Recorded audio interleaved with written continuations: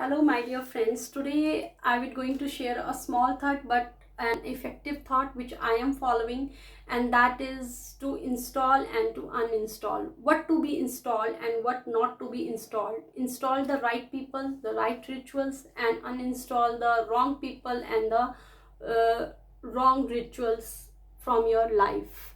So if you are not surrounded by such kind of people who are right for you, and you are not getting right rituals, so you can go for the virtual partners. I mean to say, on social partners on the social media, or through books, or through some other way. By reading about them, you can be in touch with them. For example is Dr. APJ Abdul Kalam, Mark Zuckerberg's, Jack Ma, Nelson Mandela, Abraham Lincoln, Gandhi ji, Bill Gates, Warren Buffett, and try to read about them, try to follow their strategies, what they did to be successful, and how they are so successful, and how they were so successful in their life.